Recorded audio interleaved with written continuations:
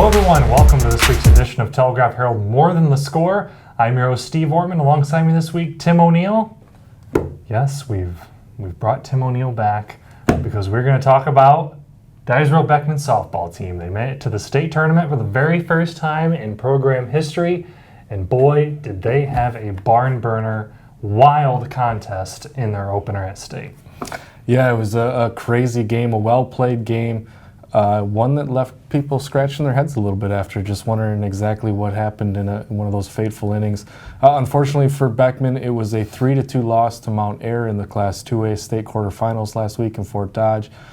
Mount Ayr scored the first run, took a 1-0 lead, and Beckman came back. The way they've done all postseason, really, they scored a couple of two-out runs, a two-run single by Shea Steffen in the fourth inning that gave Beckman a 2-1 lead. And then in the bottom of the sixth, Mount Ayr scored a run, tied it up, eventually won it in the bottom of the eighth.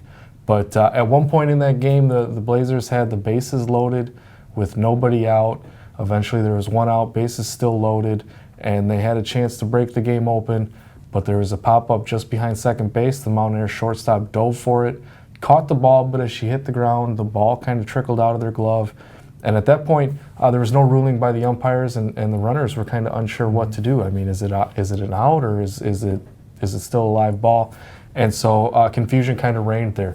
Sydney Steffen stood on second base, and then she kind of started to take the third, and then she was tagged out there, and then they caught the other runner in a rundown between first and second. Meanwhile, the runner on third came home to score, and so the Beckman fans were thinking, they got a key insurance run, things were okay. But that wasn't quite the case. There was an umpire conference. They said the run scored after or before the final out was recorded, and it counted and made the score 3-1 at that point.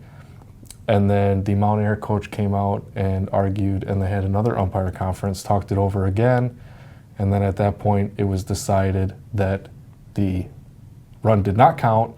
And it was announced over the PA system that the run scored after the third out was recorded, but that wasn't correct.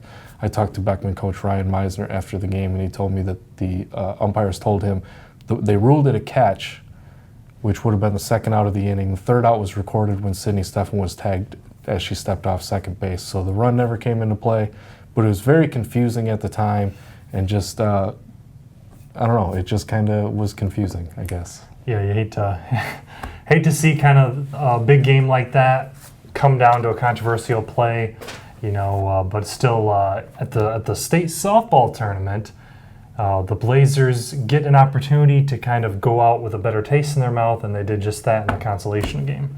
Yeah, there's a consolation game for everybody. You're guaranteed at least 2 games at the state tournament. It used to be 3.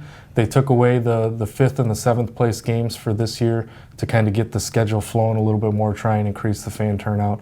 But for those teams that lose those quarterfinal games, that consolation game is really important, because who wants to end their season on a loss? And so Beckman came back the next day. They played 8th-seeded Wapello, which had lost to eventual tournament champion North Lynn in the first round. And the Blazers got it done really at the bottom of the lineup in this one. They won 5-3. Heather Backenstedt, one of 2 seniors on the team, went 2 for 4 with 2 RBIs in the leadoff spot. And then at the bottom of the lineup, Emily Wolfkuhl, 2 hits, 2 runs. Shea Steffen with a hit. Lauren Osterhaus, hit, run, RBI. Nell McDermott with 3 for 3 with 2 runs and an RBI. And then Sydney Steffen, the other senior on the team, got it done in the pitching circle there too. So just a good way for the Blazers to finish the season. They get to the state tournament for the first time. They suffer a heartbreaking loss, but they still got to experience that first state tournament win. It didn't come in the round that they wanted it to, but when in talking to Coach Meisner again, for the seniors, it's a good way to end it. You go out with a win. And for all the upperclassmen, with only 2 seniors and there's only 1 junior on the team, there are a lot of players who are going to be back next year and beyond. And this experience was huge for them. And getting that taste of success, is really important for the program moving forward. Yeah, well, what a way to go out. Sydney Steffen, Heather Backenstedt, 2 of the best players that program's ever seen, and what a terrific season. You go into state for the first time ever. You think about all those teams, all those hard losses throughout all the years. What a culmination for this year. What an accomplishment by those girls to get to state. Right, and they'd been knocking on the door for years, and to finally get through, a little bit of that senior motivation got them there. All right, well, congratulations to the Trailblazers. It was a great season for them on the softball diamond. Like Tim said, just seemed like it was building and building for all these recent years, and it finally paid off for them here this year to get down to state. Now, moving forward now, Western Dubuque baseball team at the state tournament. They are playing actually right now as we speak. So we're going to kind of recap everything that goes down with the Western Dubuque baseball team at the state baseball tournament on next week's edition of More on the Score. So look out for that. That's going to do it for this week's edition of Telegraph Herald More on the Score. I'm your host, Steve Ortman. For Tim O'Neill, we'll see you next week.